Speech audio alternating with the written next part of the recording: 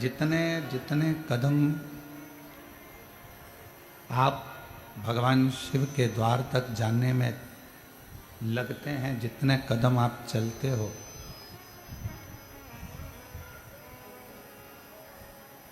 जितना जितना आप कदम बढ़ाते चलते हो, उतना उतना शिव आपके करीब में आता चले जाते हैं।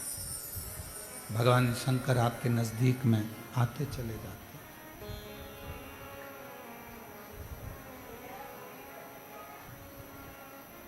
कई लोग अपने भाग्य को कोसते रहते हैं, अपने भाग्य को कोसते रहते हैं। कई लोग अपने भाग्य को कोसते रहते हैं।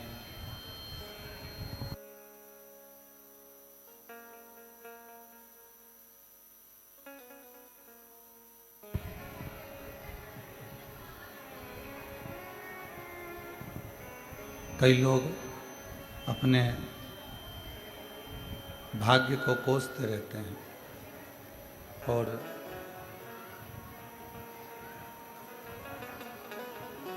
दिन रात मन में एक भाव आता रहता है कि हमने ना जाने क्यों जन्म ले लिया, क्यों हम पैदा हो गए। भगवान ने सारा दुख, तकलीफ, सारा कष्ट हमको ही दे दिया। भगवान ने सारा दुख, सारा कष्ट हमको ही दे दिया।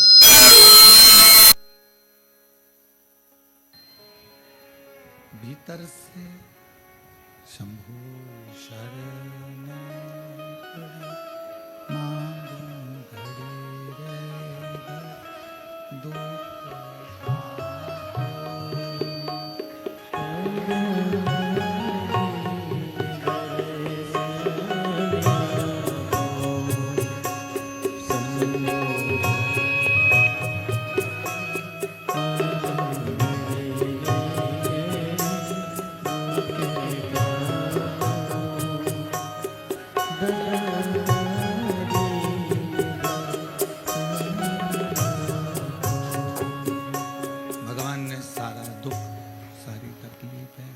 कष्ट क्या हमको ही दे दिया। व्यक्ति अपने आप को जब कोसता है, शिव कहते हैं कि आप भाग्य की साधना क्या करें। शंभो शंभो शंभो शंभो शंभो शंभो। शिव कहते हैं आपके भाग्य की सराहना क्या करा जाए। ये शरीर, ये मानव की है, ये शरीर केवल कोसने के लिए नहीं है। ये मानव की देह, ये शरीर अपने आप को कोसने के लिए नहीं है। ये मानव की देह, ये शरीर बड़ी मुश्किल से ना जाने कितने कितने कितने कितने दुख, कितने कितने जन्म हमने झेले होंगे, कितने जन्म हमने निकाले होंगे, तब जाकर ये मानव का शरीर प्राप्त हुआ है। और इस मानव शरीर को यदि आप दिन रात कोस रहे हो तो वो श्रेष्ठ नहीं। इस मानव शरीर में जो बक्से लगे हैं वो तो सही लगे हैं, उसको वहां से सेट करो।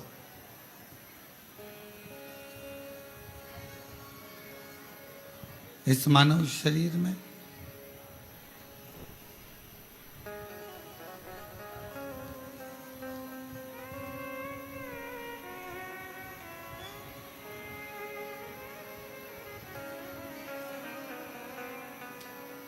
ये मानव शरीर के अंतर्गत एक परमात्मा की ज्योति इस शरीर के अंदर रहती है और वो परमात्मा की वसरेंद्र परमात्मा की ज्योति ही, आवाज आ रही है पीछे? नहीं आ रही। एक परमात्मा की ज्योति ही हमें परमात्मा से मिलाने का कार्य करती है। और शंभु शरण घड़ी दूर दया दर्शन आपो शंभु शरण मांगो घड़ी रे दुख काटो दया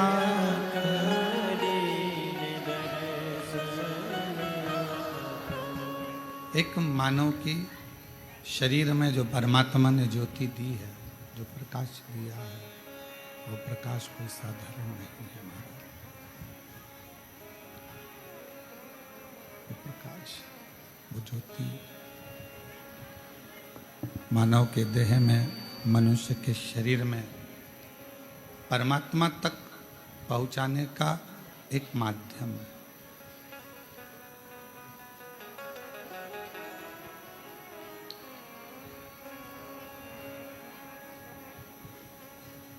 जब आप किसी ज्योतिर्लिंग में, भगवान के ज्योतिर्लिंग का दर्शन करने के लिए पहुंचते हो,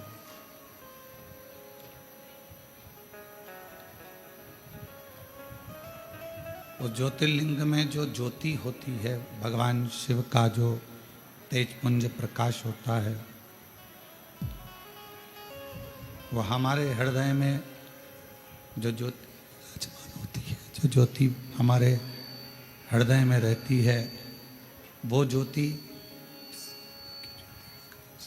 शिवलिंग की ज्योति, सामने भगवान शंकर के शिवलिंग की ज्योति, और एक हमारे मन की, आत्मा की, हृदय की ज्योति, उन दोनों ज्योतियों का संगम भगवान शिव के दर्शन के समय पर होता है।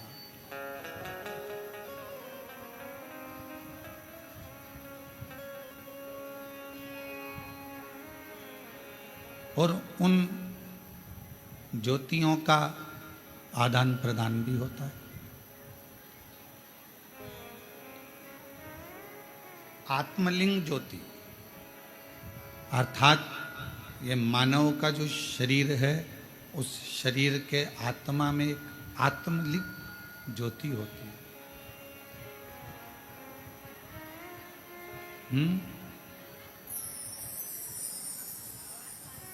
एक आत्मलिंग ज्योति होती है।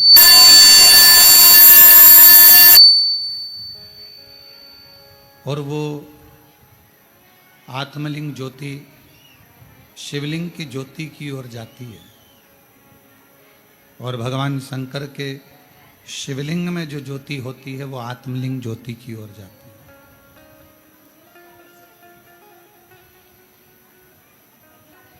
ये दोनों ज्योतियां आदान प्रदान होती हैं, दोनों ज्योतियां आदान प्रदान होती रहती हैं। शिव महापुराण में 12 ज्योतिर्लिंग के दर्शन की बड़ी महत्वता है। स्कंद पुराण में भी 12 ज्योतिर्लिंग के दर्शन की बड़ी महत्वता है।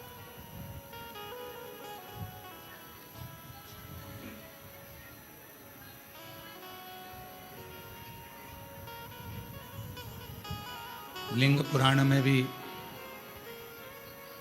12 ज्योतिर्लिंग के दर्शन की महत्वता है। उन ज्योतिर्लिंग में पहुंचना और भगवान शंकर के उन ज्योतिर्लिंगों का दर्शन कर कर आत्म ज्योतिर्लिंग, आत्मलिंग और उसका प्रकाश, और जो सामने शिवलिंग है, ज्योतिर्लिंग है, उसका प्रकाश,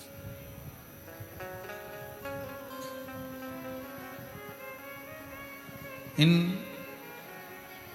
दोनों ज्योति का मिलन, इन दोनों ज्योति के प्रकाश का मिलन हमें एक ऊर्जा प्रदान करता है, बल देता है।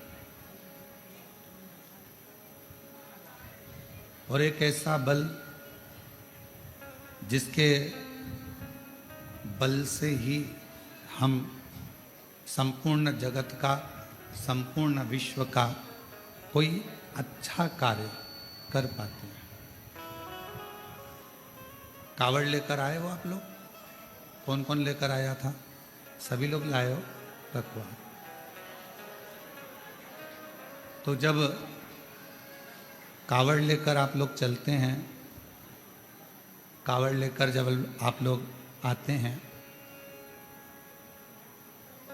आप अपने घर में तो इतना चलते नहीं हो।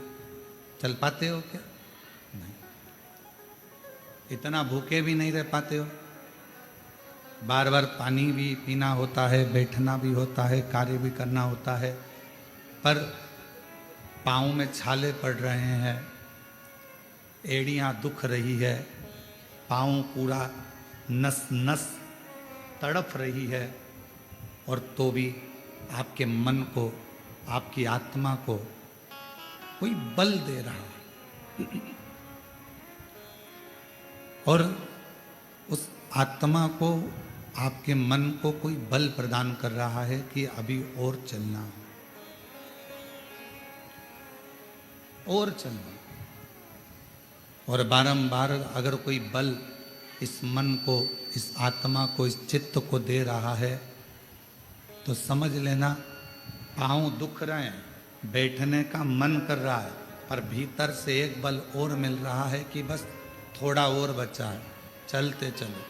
जो बल दे रहा है वही शिवलिंग के तेज का बल है।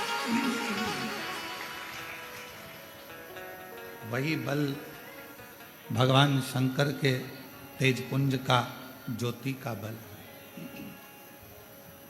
वही बल। और वो बल केवल तुम्हें कावड़ की यात्रा के लिए ही नहीं मिलता है।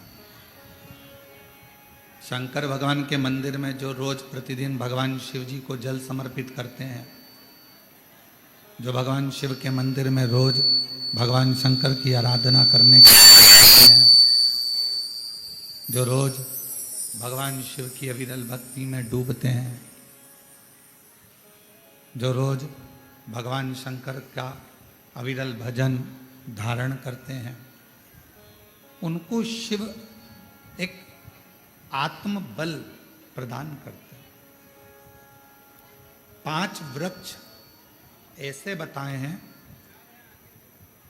स्कंद पुराण में, शिव महापुराण में, विष्णु पुराण में, कूर्म पुराण में 5 वृक्ष ऐसे बताए हैं कि जिनके नीचे से अगर व्यक्ति मात्र निकल कर भी चले जाता है तो बल प्राप्त हो जाता है।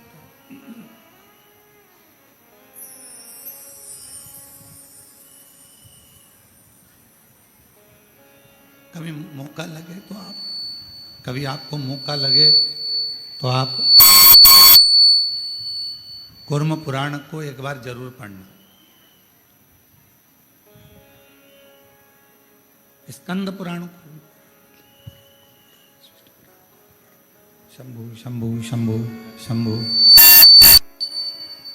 कभी मौका लगे तो शिव महापुराण को, लिंग पुराण को, कूर्म पुराण को अवश्य पढ़ें। और जब आप पढ़ेंगे, उसको अध्ययन करेंगे, थोड़ा सा ध्यान देंगे, तो आपको मालूम पड़ेगा 5 वृक्ष ऐसे हैं जिनके मात्र नीचे से निकल जाने पर भी व्यक्ति को बल प्राप्त हो। पहले नंबर पर है बेलपत्र का वृक्ष, दूसरे नंबर पर है शमी का वृक्ष, तीसरे नंबर पर है आंवले का वृक्ष, चौथे नंबर पर है पीपल का। पीपल का वृक्ष और 5वें नंबर पर है वट वृक्ष।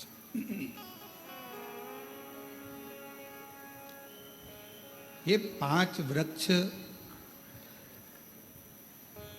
इन वृक्षों की मात्र छांव, इन वृक्षों की मात्र छाया हमको बल प्रदान करती है,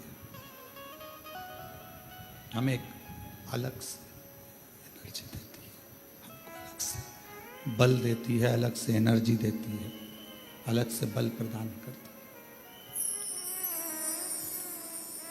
और इन वृक्षों के नीचे अगर मान लो कोई 5 minute, 7 minute, 10 minute, 15 minute, 20 minute कोई बैठ गया और वहाँ बैठकर भगवान शंकर के पंचाक्षर मंत्र का नमः शिवाय, षडाक्षर मंत्र का ओम नमः शिवाय या श्री शिवाय नमस्तुभ्यम का जाप या द्वादशाक्षर मंत्र ओम नमो भगवते वासुदेवाय का जप, राम नाम, कृष्ण नाम, शिव नाम का जप यदि कोई मन से इन वृक्षों की वृक्षों की छांव में बैठकर यदि करता है तो उसको उसका फल अवश्य प्राप्त होता है, उसका फल उसे अवश्य मिलता है।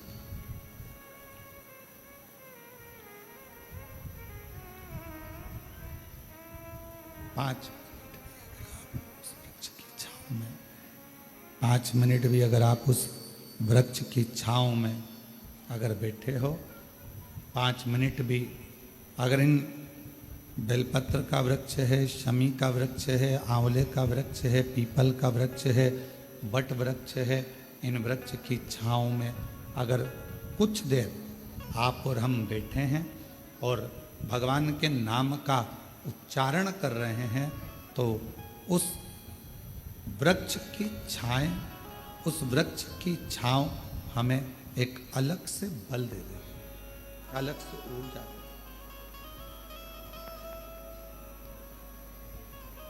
और मेरी जीजियों, मेरे जीजाओं, मेरी बेटियों, बेटाओं, मेरी माताओं, मेरे भाई, मेरी बहनों,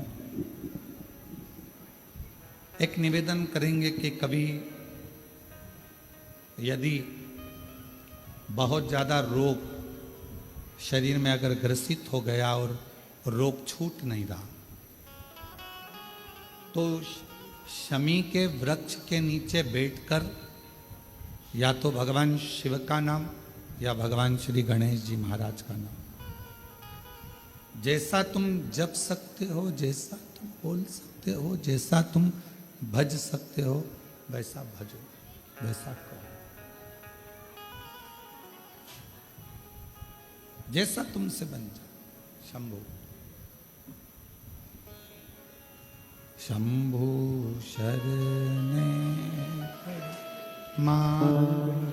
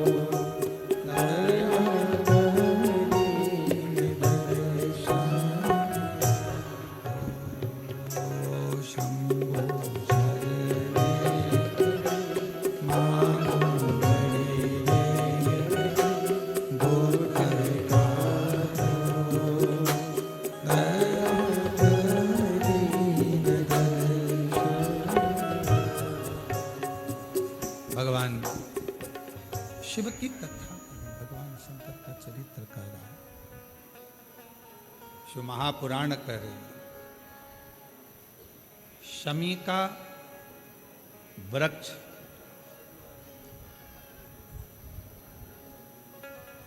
हमारे शरीर में जो रोग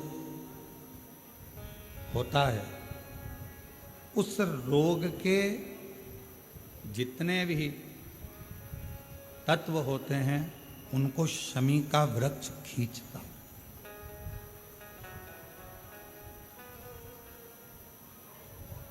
कल एक बहन ने प्रश्न किया कि गुरुजी,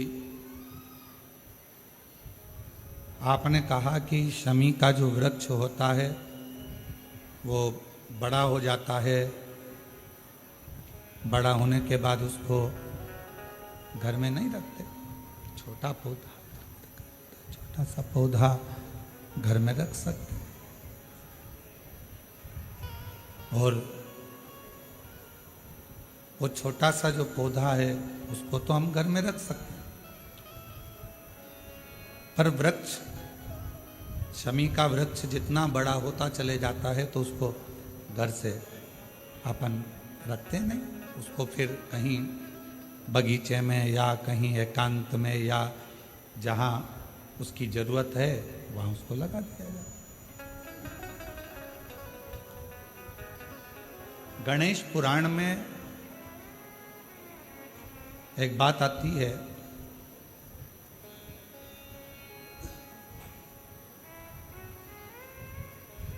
कि शमी का जो वृक्ष होता है वो रोग को खींच लेता, बीमारी को खींचता, तकलीफों को खींचता, दुख को खींचता, शरीर के रोगों को वो खींच लेता। तो शिव महापुराण की कथा में और गणेश पुराण की कथा से एक बात सीखने को मिलती है कि पौधा छोटा रहेगा तो आप उसका पूजन भी कर सकोगे, पत्ते भी ले सकोगे, शिवजी पे भी समर्पित कर सकोगे, और घर के अंदर यदि कोई तकलीफ में है, कष्ट में है, तो उसके दुख को भी वो खींच ले, उसके कष्ट को भी वो खींच ले, उसके कष्ट को, उसके दुख को खींच लेता है, उसके कष्ट को, उसके दुख को वो खींच लेता है। पर जैसे ही शमी का पौधा बड़ा हुआ, शमी का वृक्ष बड़ा हुआ, और उस वृक्ष के इर्द गिर्द से अगर कोई निकल कर जा रहा है, शमी के उस वृक्ष के आसपास से, इर्द गिर्द से अगर कोई निकल कर जा रहा है, तो उसके भी रोग को वो खींचता, उसके भी रोग को वो खींचता। तो हमारे यहाँ सनातन धर्म में सर्व जगत के हित की बात कही जाती है कि शमी का जब पौधा बड़ा हो जाए, शमी का वृक्ष जब बड़ा हो जाए, शमी का पौधा जब बड़ा हो गया तो उसे कहीं अच्छी जगह पर लगा दिया जाए, जिससे सर्व जगत के दुखों को वो खींचता रहे, सबके रोगों को वो समाप्त करता रहे, सबके रोगों को वो खींचता रहे, समाप्त करता रहे, सर्व जगत के हित। छोटा है पौधा अपने नजदीक। शिव महापुराण में 5 वृक्षों का जो वर्णन किया गया, पहले नंबर पर है बेलपत्र का वृक्ष, दूसरे नंबर पर है शमी का वृक्ष, तीसरे नंबर पर है आंवले का वृक्ष, चौथे नंबर पर है पीपल का वृक्ष, और 5वें नंबर पर है वट वृक्ष।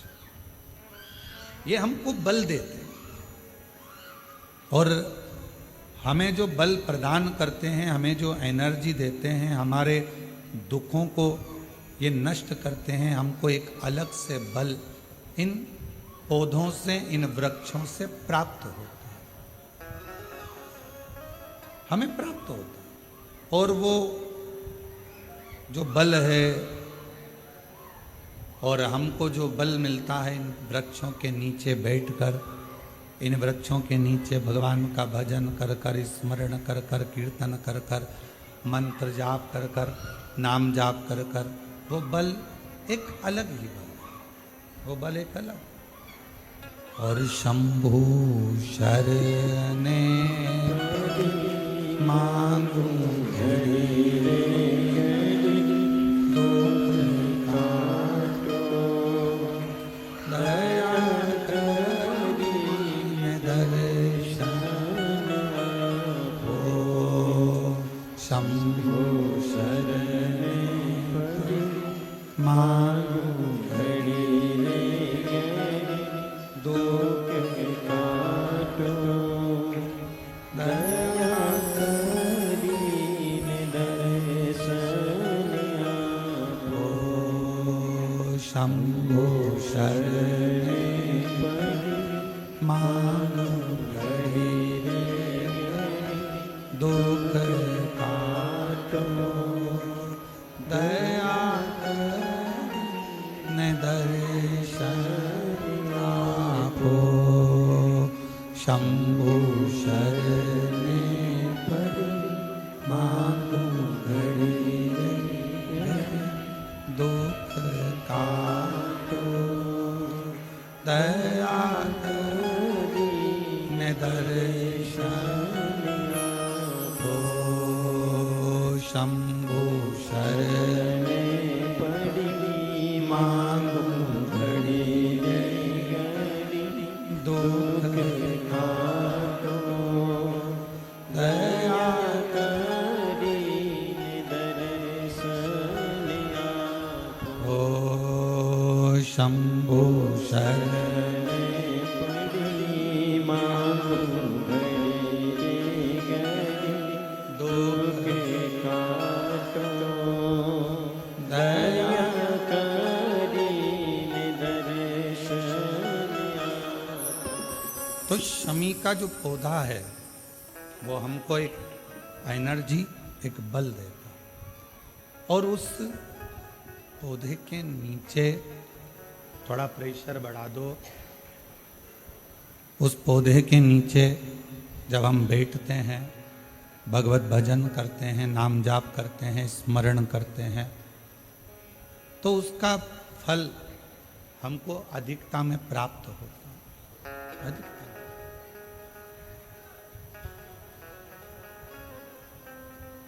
एक असुर हुआ जिसका नाम था मायासुर, और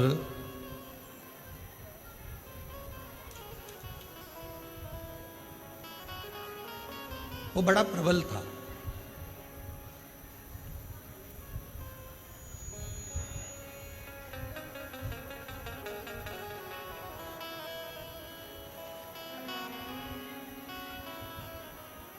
शिव महापुराण में चरित्र आता है मायासुर का कि वो बड़ा प्रबल था, इतना इतना बल उसके अंदर था। भगवान नारायण ने स्वयं ब्रह्मा जी से पूछा, क्या इसको बल तुमने दिया?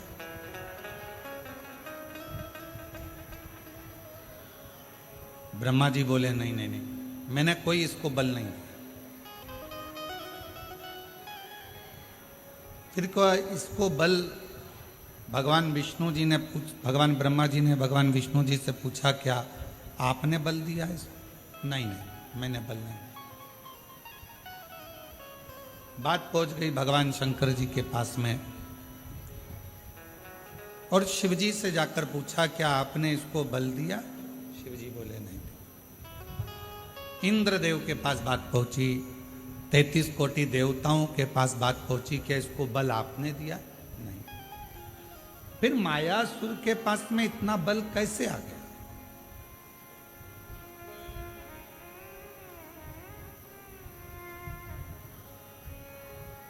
असुर है, राक्षस है, ना इसने अभी कोई तप करा, ना अभी इसने कोई साधना करी, ना कोई इसने व्रत करा, ना कोई उपासना करी, फिर इतना बल इसके पास कैसे आ गया? इतना बल इसको कैसे प्राप्त हो गया?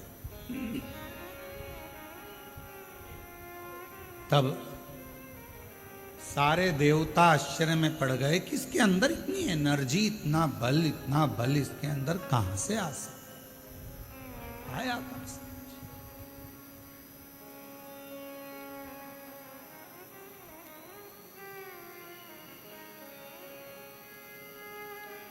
सब देवता तैयारी में लग गए कि मालूम करो कि आखिर इसके पास में बल आ कहां से।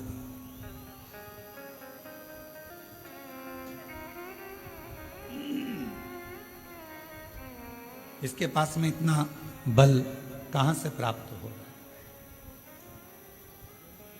सारे देवता सब तैयारी में लग गए, मालूम करो कि इस मायासुर के पास बल कहां से प्राप्त हो रहा है। और सारे देवता मालूम करने में लगे, फिर भी कोई ठिकाना नहीं मालूम पड़ा कि आखिर बल कहां से आ, कैसे प्राप्त हो। महीनों निकल गए, पर जितना बल मायासुर के पास था, वो बल और बढ़ता चला और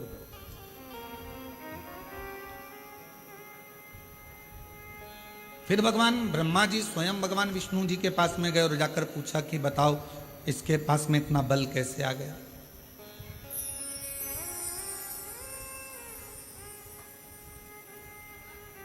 इतना बल इसके पास प्राप्त कैसे हो रहा है?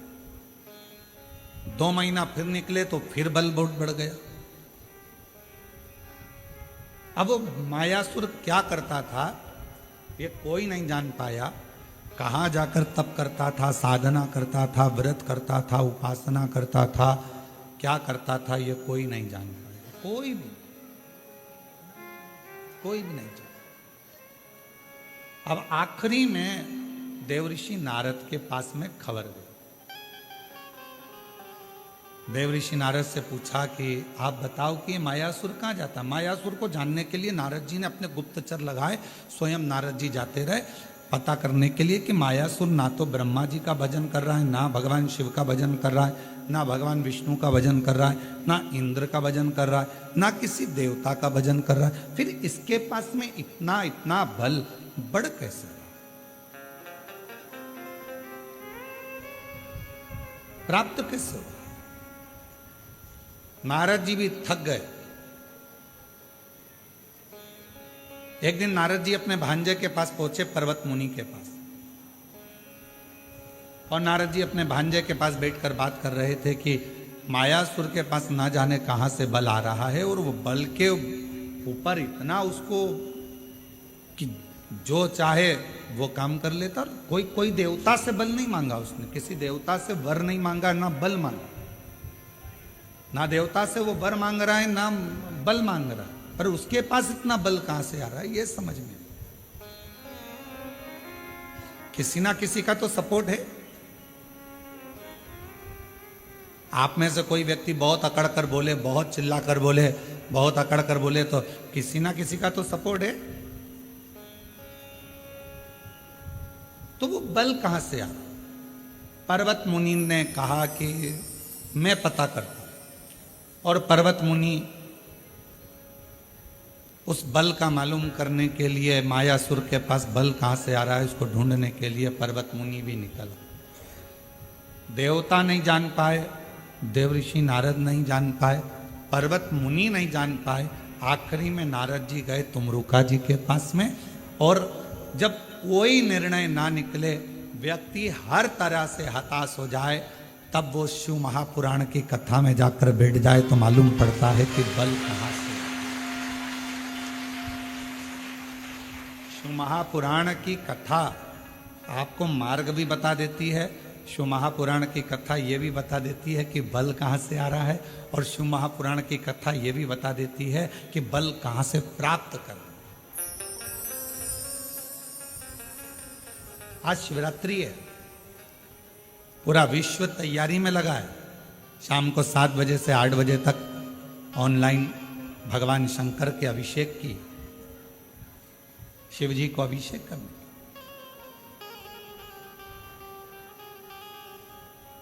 और अगर मौका लगे तो शिव महापुराण की शिवरात्रि की आराधना को एक बार पढ़ना। उसमें वर्णन मिलता है कि शिवरात्रि के दिन भगवान शंकर पर धान्य चढ़ाने का क्या फल है, काली मिर्च चढ़ाने का क्या फल है, काली तिल चढ़ाने का क्या फल है, फूल चढ़ाने का क्या फल है, धतूरा चढ़ाने का क्या फल है, बेलपत्र चढ़ाने का क्या फल है। और जब वो 12 महीने की शिवरात्रि नहीं कर पाता और 12 महीने शंकर जी का पार्थिव लिंग का पूजन नहीं कर पाता, मात्र एक शिवरात्रि के दिन भी अगर वो पार्थिव लिंग का पूजन कर लेता है तो पूरे वर्ष की शिवरात्रि का फल उसको एक बार में ही प्राप्त। और ये हमारी बात पर भरोसा मत करो, आप तो शिव महापुराण की कथा पढ़ो, उसका अध्ययन करो, गीता प्रेस गोरखपुर के शिव पुराण लेकर आओ, उसको पढ़ो, उसमें आपको मिलेगा। अध्ययन करो।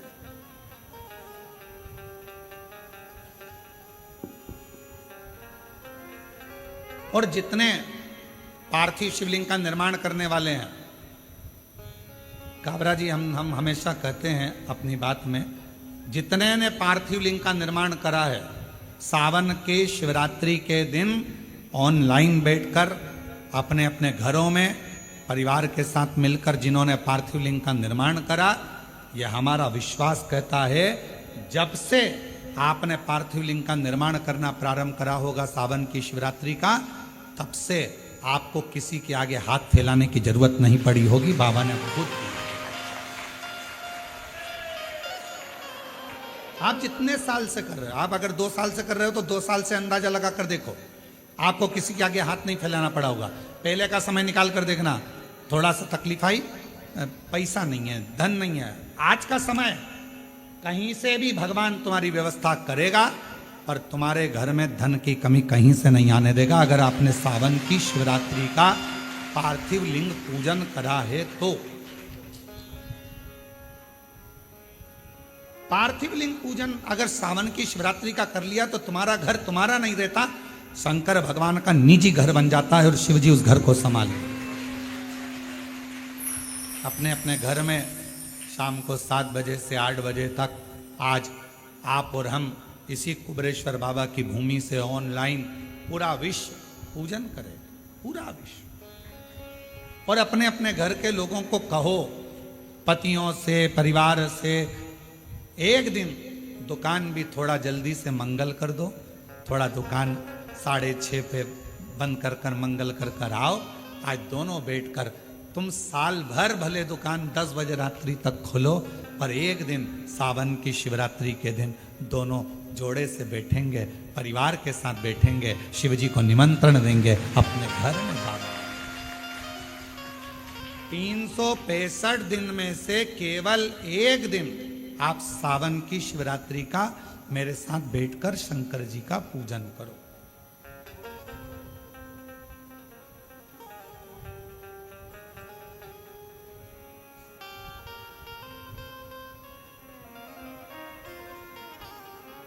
शिव संभाले। और फिर कहते हैं, जिन जिन ने पार्थिव लिंग का पूजन पूर्व में करा है उसको किसी के आगे हाथ फैलाने की जरूरत नहीं पड़ी। और आज फिर पूरी दुनिया, पूरा विश्व पार्थिव लिंग का पूजन करेगा। और अगले साल तक तुम भी अंदाजा लगा कर देखना कि तुम्हारे को किसी के आगे हाथ नहीं फैलाना पड़ेगा। शिव दे, शंकर दे, बस उसको विश्वास के साथ में भजो, उसको भरोसे के साथ में भजो। और जब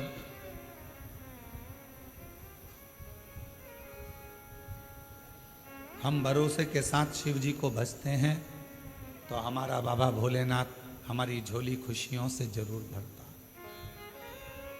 और तुम आना भोले बाबा मेरे मकान में, तेरा डमरू डम डम बाजे सारे जहान में। आज बाबा से कहना, तुम आज मेरे घर में रहना, मेरे घर में जितना दुख है, तकलीफ है, कष्ट है, बीमारी है, जो जो परेशानी है, आज मैं जब पार्थिव लिंग का पूजन करूं, पार्थिव लिंग का निर्माण करूं और ऑनलाइन साथ में बैठकर भगवान की भक्ति करूं, भगवान का भजन करूं। भले मोबाइल को चालू कर कर, टीवी को चालू कर कर, वॉल्यूम तेज। आज टीवी की आवाज इतनी तेज कर दो कि आसपास के मोहल्ले में भी तुम्हारे घर की आवाज जाए। बाहर से भी कोई निकल रहा हो तो उसके कानों में शंकर के मंत्र पहुंचे और शिव उस पर कृपा। बैठो, घर का माहौल ऐसा कर दो कि आज ऐसा लग रहा है कि हमारे घर में कोई आ रहा है। इतनी प्रसन्नता, इतनी खुशी, इतना आनंद कि आज मेरा भोले बाबा सावन के महीने में हर रोज शिवजी नंदी पर बैठकर प्रदोष काल में शाम के समय भ्रमण पर निकलते हैं।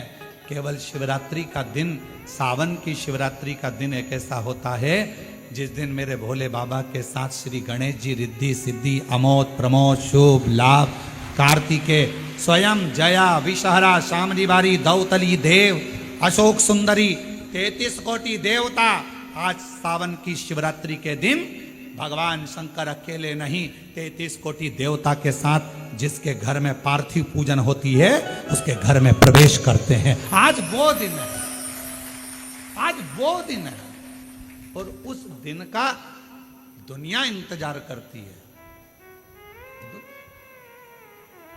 कोई ये ना सोचे कि हम भगवान शंकर को नहीं मानते। आज मानो। कभी कभी ये रोग अगर बेकार हो जाता है तो अपना डॉक्टर छोड़कर दूसरे डॉक्टर के पास भी जाना पड़ जाता है।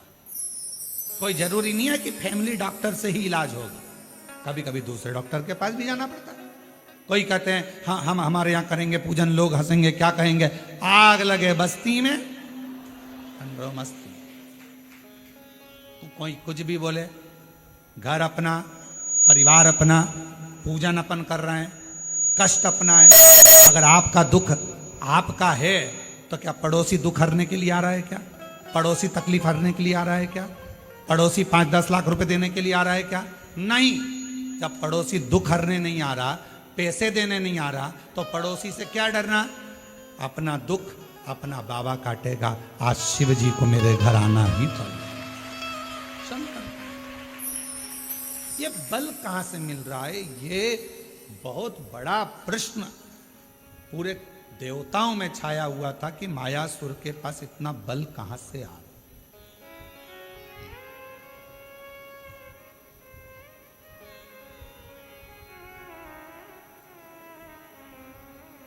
और गुप्ता बहन जी, कल आप नहीं आई थी तो आपकी बेटी है, तो हमने उनसे कहा था क्यों नहीं आई, तो कहा थोड़ा स्वास्थ्य नरम गरम चल रहा है। तो हमने कहा उनसे कहना कि कथा में आएंगी तो बल अपने आप मिल जाएगा, चिंता ना करें। ये शिव की उदारता है जो भगवान शंकर आपको बुला लेता है। तो हम कहें ये बल अंदर से प्राप्त शिव देता है। और आपकी बेटी को भी धन्यवाद है जो पूर्ण तरह से आपको हाथ पकड़ कर लेकर आ जाती है। ये बल है हमारे भीतर। अब मायासुर के पास इतना बल कहां से आ रहा है? कौन दे रहा है? तब देव ऋषि नारद को लगा कि मैं जाकर मालूम करूं कि इतना बल कहां से आ, कहां से? नारद जी को मालूम नहीं पड़ा, पर्वत मुनि को मालूम नहीं पड़ा, 33 कोटि देवता ने सब आपस में बात करी, क्या तुमने वर दिया, तुमने वर दिया, तुमने वर दिया? नहीं, हमने नहीं दिया, हमने वर नहीं दिया। क्या तुमने बल दिया? नहीं। अच्छा बोलो, ईमानदारी से बताओ, तुम्हारा बेटा बाजार में जाकर 10 रुपए की फुल्की खा रहा है और किसी ने आकर तुमको बता दिया कि इसने 10 रुपए की फुल्की, चाट, पानी पतासा, गोलगप्पा, चाउमीन, बर्गर 10 रुपए का खाया। वो घर आया, तुमने पूछा कि नहीं पूछा, क्यों रे 10 रुपए कहां से आए थे? मैंने तो तुझे दिए नहीं।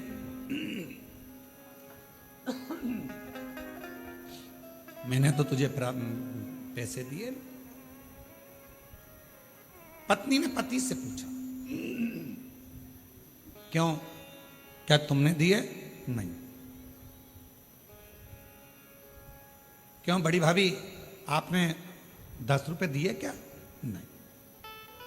जीजी आपने? नहीं। देवर जी आपने? नहीं। जेठ जी? नहीं। पर बिना 10 रुपए के तो ये गोलगप्पा नहीं खा सकता। अब 10 रुपए इसके पास आए कहां से? मतलब कहीं ना कहीं से 10 रुपया तो मिला है। मायासुर के पास में इतना बल कहीं ना कहीं से तो आ रहा है। ना इंद्र ने दिया, ना भगवान ब्रह्मा जी ने दिया, ना विष्णु जी ने दिया, ना शिव जी ने दिया, ना देवी ने दिया, ना देवता ने दिया, ना गणेश जी ने दिया, ना 33 कोटि देवता ने दिया। फिर ये बल आया कहां से? आया तो है, कहीं ना कहीं से तो प्राप्त हुआ। कहां से आया? बेटे के पीछे मां लग गई। 10 रुपए आए कहां से? आए कहां से?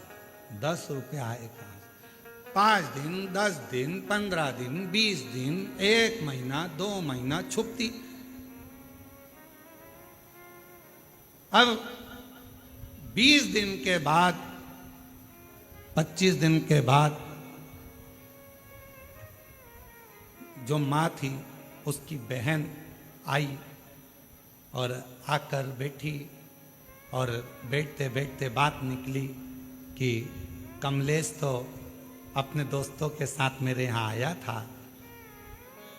और इतना प्यार करा ना, मैंने उसको मासी मासी कह रहा था, और फिर जाने लगा तो मैंने उसको 10 रुपए दिए थे कि ये 10 रुपए तू रख ले। ये 10 रुपए माँ को मालूम पड़ गया। अब बुद्धि में आया 10 रुपए तूने दिए थे, हम पूरे घर से पूछ लिए कहां से आए। मायासुर के पास इतना बल कहां से आया, सबसे पूछ लिया। आखिरी में तुम रुका जी के पास जाकर पूछा कि ये मायासुर के पास इतना बल आ कहां से रहा।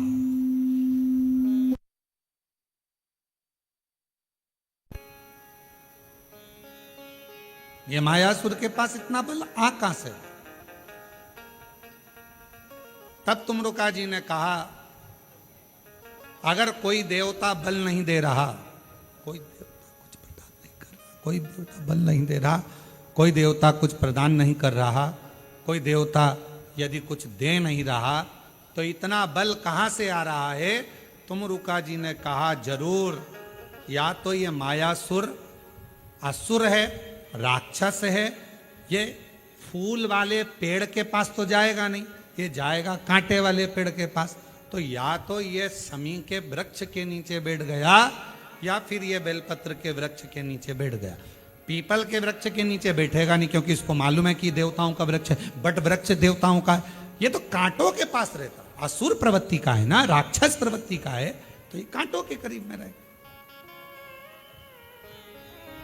पता करो, जरूर या तो बेलपत्र के वृक्ष के नीचे बैठता होगा या शमी के वृक्ष के नीचे बैठता होगा। अब देव ऋषि नारद ने मालूम करना प्रारंभ करा, और मालूम करते करते आखिरी में यह देखा गया कि शमी के वृक्ष का एक वन था।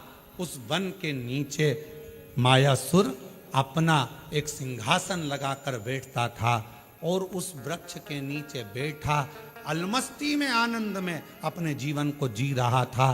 कुछ नहीं करता, ना तप, ना साधना, ना व्रत, ना उपास, तो भी उसके पास बल आ रहा था।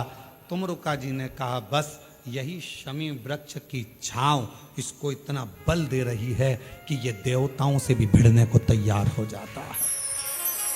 ये शमी वृक्ष की छांव, शमी वृक्ष की छांव इसको बल दे रही है, जो ये देवताओं से भी भिड़ने को तैयार हो जाए।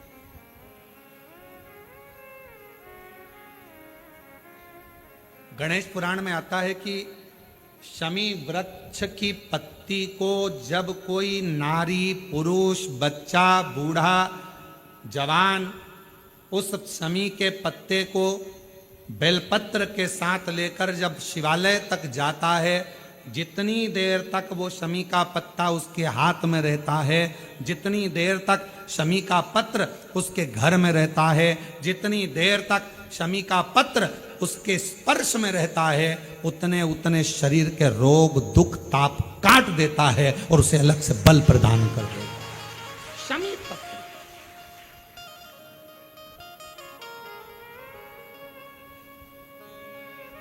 जब व्यक्ति का विल पावर डाउन होता है ना, उसको लगता है ये होगा कि नहीं होगा, होगा कि नहीं होगा, उसको 5 मिनट शमी वृक्ष के नीचे चले जाना चाहिए, 5 मिनट, इससे ज्यादा नहीं, या शमी की पत्ती को रख लेना चाहिए। पहले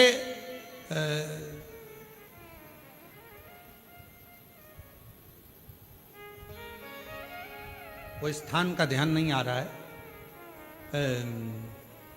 स्मरण में, पहले एक नियम चलता था, आप लोगों के जिंदगी में भी, आपका भी बुढ़ापा आया होगा, आप भी युवान अवस्था में आए होंगे, कभी तो स्कूल गए होंगे, कभी तो पढ़ने गए होंगे।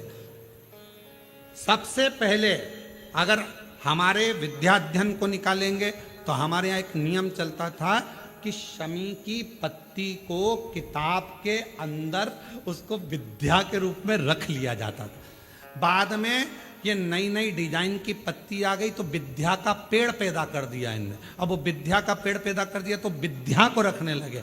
विद्या की पत्ती को लोग शमी की पत्ती समझने लगे क्योंकि उसमें भी ऐसी पत्तियां निकली रहती है और शमी की पत्ती भी ऐसी ऐसी निकली रहती है। तो पहले नियम था कि किताब के अंदर शमी की पत्ती को रख लेते थे और कहते थे इसमें विद्या है, इसमें विद्या है। विद्या का मतलब क्या, उसको बल मिलता था, एनर्जी मिलती थी। एग्जाम में बैठता, कंपटीशन एग्जाम में बैठता, जब वो कोई इंटरव्यू देने के लिए बैठता या टेस्ट देने के लिए बच्चा बैठता तो वह खुश होता था, मेरी किताब में शमी, मेरे किताब में विद्या रखी है। विद्या से मतलब आज के जमाने में लोग विद्या का पेड़ की पत्ती रख लेते हैं, पर रखते क्या थे, जम के बोलो, शमी की पत्ती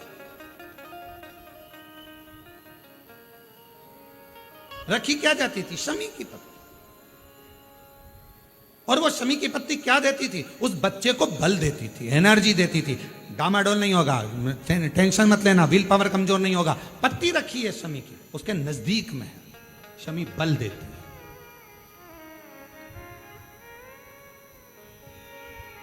जो ये ऑनलाइन कथा चल रही है, ये शमी मंदार शिव महापुराण की कथा चल रही है, शमी कथा। और बहुत सावधानी से इसका स्मरण करिएगा कि एक शमी के वृक्ष की पत्ती कितना बल दे, कितना बल।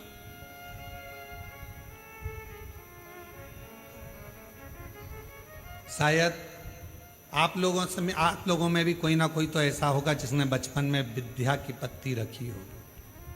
वो विद्या की पत्ती बाद में आई होगी, पहले थी वो शमी की पत्ती। कौन कौन ने रखी, जरा, हमने तो रखी, हमने भी रखी।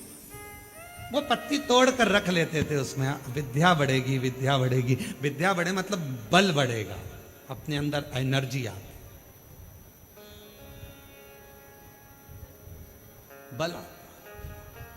अब उसको लोग, आजकल विद्या की पत्ती अलग से आने लगी तो लोग उसको विद्या की पत्ती तोड़ने लगे, नहीं तो रखते थे वो शमी की। और मैंने तेरे ही भरोसे बाबा, तेरे ही भरोसे हवा बिच उड़ती जावांगी बाबा, डोल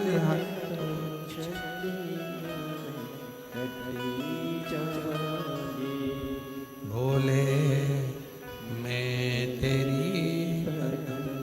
शंभु मैं तेरी हवा बिच उड़ती जावांगी बाबा, डोल हटो चढ़ी नामे कटरी।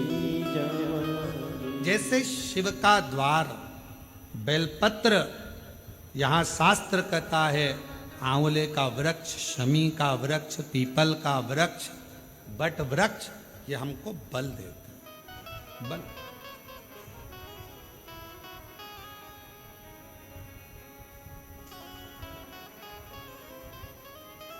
भीतर से एक एनर्जी अपने आप। एक पत्र आया है, उस पत्र में उन्होंने कहा, अच्छा पत्र है,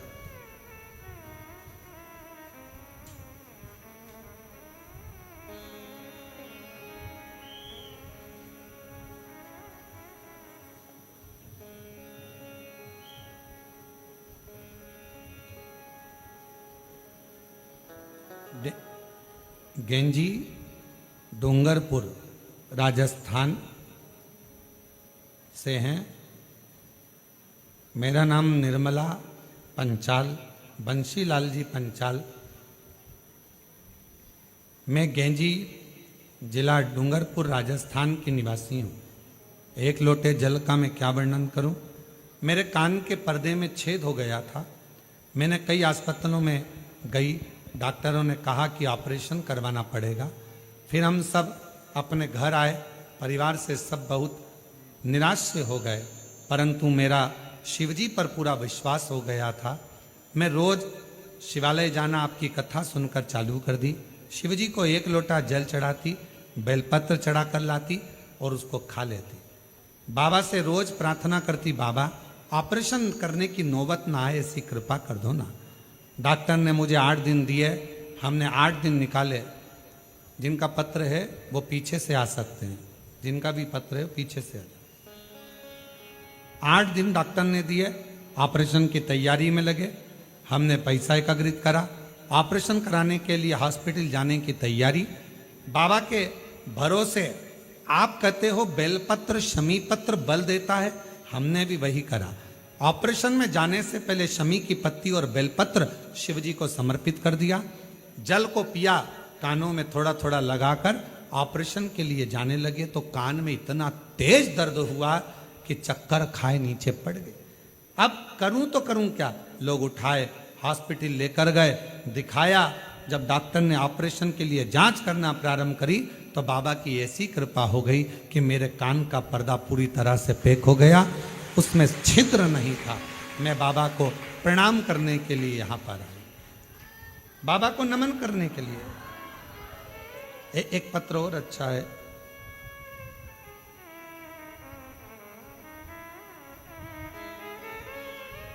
मेरा नाम स्वाति अग्रवाल है, मेरे पति का नाम श्री पंकज अग्रवाल है। मैं कुल पहाड़ महोबा उत्तर प्रदेश की रहने वाली हूँ। कहीं बैठी हो तो बेलपत्र लेने के लिए आ सकती। सन 2022 में अचानक से पेट में तकलीफ हुई, तब मैंने झांसी में डॉक्टर को दिखाया। तो डॉक्टर को दिखाने पर उन्होंने मेरे पेट का जांच कर कर बताया कि मेरे पेट में गांठें हो गई हैं और ऑपरेशन के लिए बोल दिया। तब मैं बहुत घबरा गई। और भी डॉक्टरों के पास दिखाने के लिए गई तो उन्होंने भी ऑपरेशन का कह दिया। मेरी माता टीवी पर आपकी कथा सुनती हैं। उन्होंने कथा सुनते सुनते मुझे फ़ोन कर कहा, तो चिंता मत कर, तू भी सीहोर वाला महाराज की कथा सुनना प्रारंभ कर, शिव पुराण की कथा सुन और एक बार सीहोर जाकर कंकर शंकर का पूजन कर। हम लोग 2022 में दर्द हुआ, हम लोग पूजन पाठ में लग गए और 2023 में हम लोग रुद्राक्ष महोत्सव में यहाँ पहुँच गए।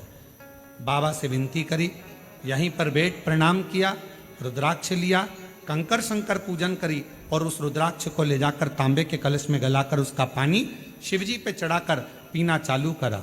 बाबा, मेरा ऑपरेशन के लिए फिर मेरे पेट में दर्द हुआ। हम फिर पहुँचे, डॉक्टर को दिखाया, गांठ गली नहीं थी। पुनः फिर शिवजी के मंदिर जाना, झाड़ू लगाना, पोछा लगाना, शिवजी पर रुद्राक्ष का जल चढ़ाना, उसको पीना चालू करा। 2 महीना निकला और हमने फिर डॉक्टर को जांच कराई और डॉक्टर ने सारी सोनोग्राफी कर कर बोल दिया गर्भाशय में कोई गठान नहीं है, सारी गांठें गल चुकी है।